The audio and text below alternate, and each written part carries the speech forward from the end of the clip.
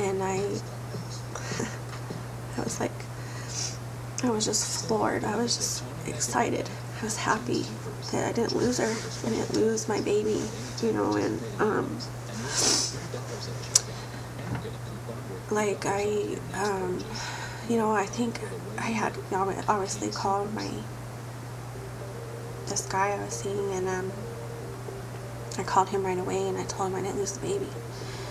And I was like, but I have to come into all these appointments to figure out why I was bleeding like that. And he was like, okay, you know, because I think it shook him up enough to be like, whoa, you know. So he went with me to my next appointment, and I found out that my baby had, at first they were like seeing like her kidneys were enlarged, like that she's going to have kidney problems. And that was scary. I was really scared, and I was crying a lot, and I was like really scared. And you know, and then they're like, well, you know, we need to send you to a specialist, because when the baby's born, you're going to have to deal with all these problems with the baby.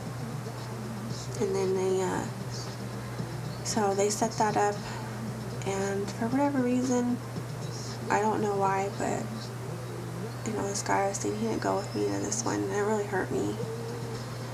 But you know, my mom was there for me. She went with me. I was very nervous, you know. And then, you know, I get to this appointment, and I go into the table, and they're doing ultrasound, and they told me at this time they're probably going to do an amniocentesis to see, you know, just to check everything, because, you know, they're figuring out why I bled the way I did, and I didn't lose her.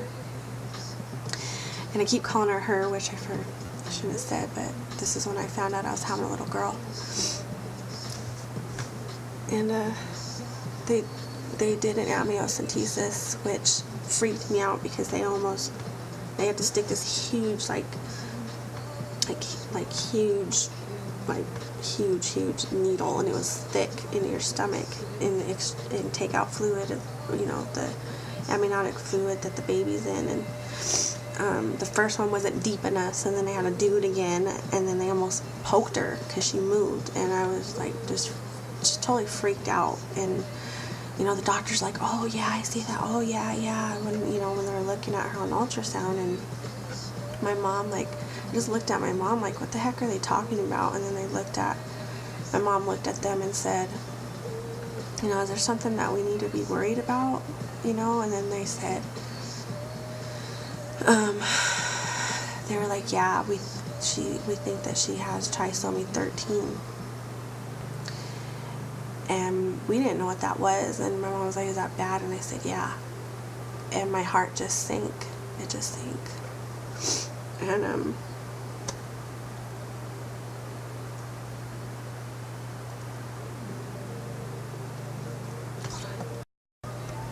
okay. So, you know, my heart sank, and I was just like, whoa, you know, like, what is that? And they told me basically that it was worse than Down syndrome. And they told me, like, her umbilical cord is supposed to have like 2 arteries and a vein or something. I can't remember now, but she only had 2, and she was supposed to have 3. And there was just like all these things that were leading up to their diagnosis of my daughter. And you know, so, you know, I don't know what's going on. I don't know what this thing is that she has. It's worse than Down syndrome. I'm freaking out. My heart just sunk. I have another child. I don't know what this entails, what's going on. I'm bounded pretty much by another father. And you know, they you know, got all their things that they needed. And they got some tests, and they're like, you know, you need to go home, and we're going to run some tests, and we're going to make sure that she has what we think she has, so that we can decide what we're going to do. And I was like, do about what? You know, like, what do, you know? And so basically, I went home, and I was just upset. I was distraught. I don't think my mom knew what to say. I mean, she's always been there, very loving and comforting. But I was like,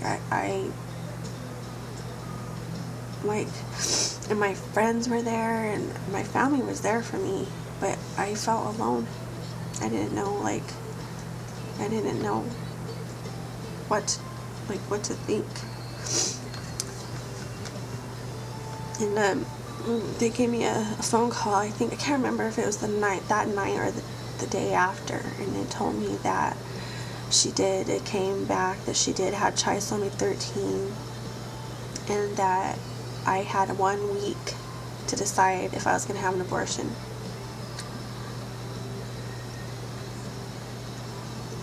Because I had a week till that was like the cutoff date for when you can have one. And basically they were telling me that they recommended me to have one because the babies with trisomy 13 don't live. And basically telling me, just horrific things like she can have 3 eyes and 3 heads and 3 legs, and pretty much I think really to anything to scare me. But they were making me make a decision because I had this timeline. And I knew, like, in my heart that I would never do that. But I still was like, okay, I'm going to think about this. And, but, like, right away, I just knew, I was like, that's my child.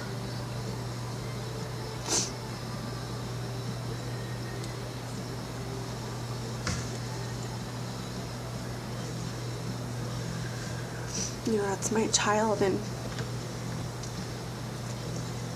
even if I'm trying not to cry too much.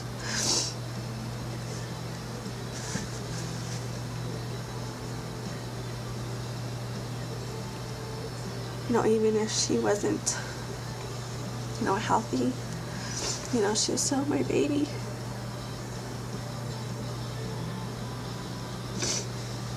Okay, hold on, let me cry a little bit. Okay. So I was thinking, like, this is my child and I'm her mother, and how could I kill her just because she's not healthy? That's not my decision. And like I said before, I wasn't walking with God, but I knew of God, and I knew that enough to know that He didn't take her. He didn't take her, and my body was trying to miscarry because it knew something was wrong with her. And like, that's what doctors told me, like most babies, that this is more common. It's just that most babies don't survive. The mother will miscarry. And so I'm like, when I sit here and I'm trying to remember all these things, I don't really remember my daughter's father. I don't remember really what he thought. I don't know if I can't remember if he really gave an opinion of what should I do, because, right at that moment we weren't really doing too good. And I don't really remember. I really don't remember if he was like, yeah, keep her or not. I don't remember, but I don't think it would have mattered to me anyways, because that's just who I am. If I believe in something, I'm going to do it, so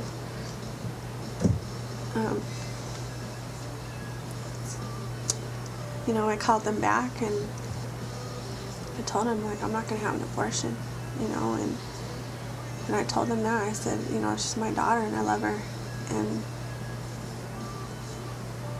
no matter how she is.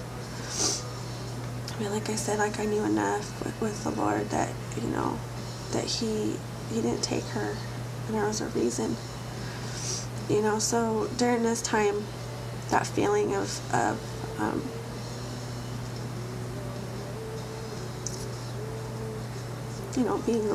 feeling like alone was there. even though my family was there for me and my friends. But,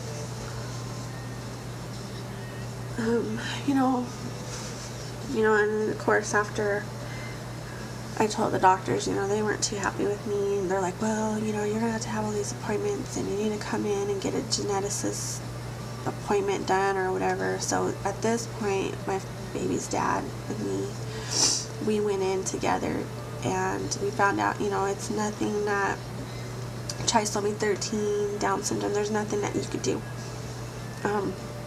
It's not a gene you carry. It's nothing that you carry like some diseases or anything that you can pass on your children. It was just something that happened at conception. It was something that you're supposed to get a gene from your mom and a gene from your dad, and she got 3 genes of her 13th gene.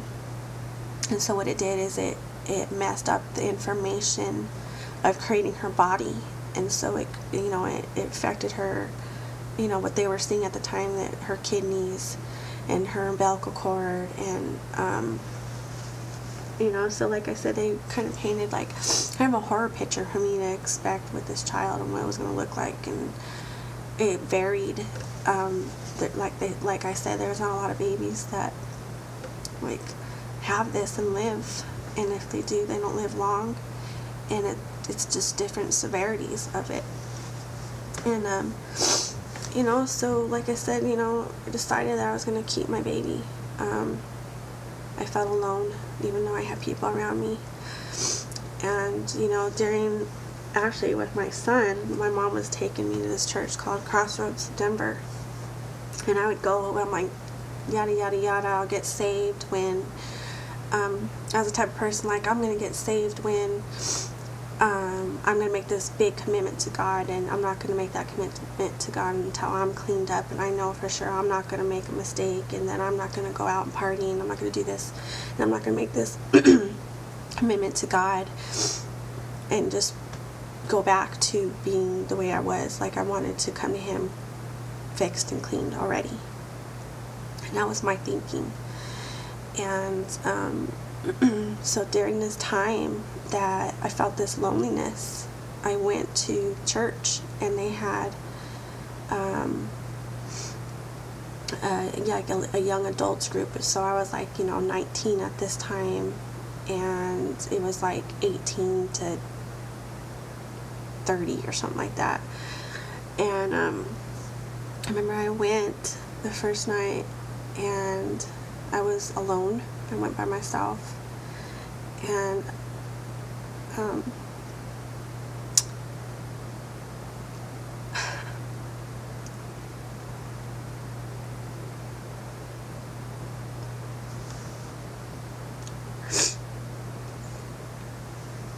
just remember that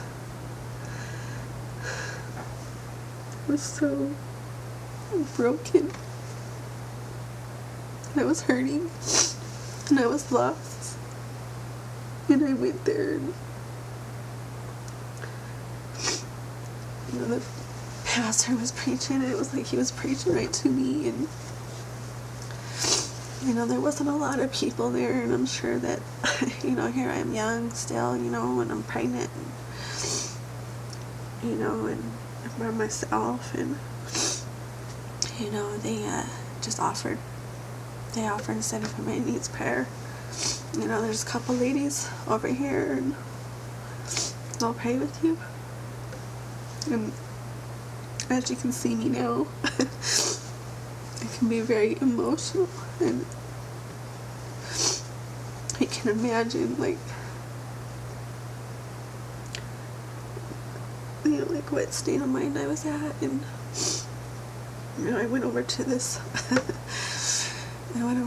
girl named Angie, and she was actually the pastor's wife, and I came to find this out later, but I just she said do you need prayer? And I was just like, blah, I started crying.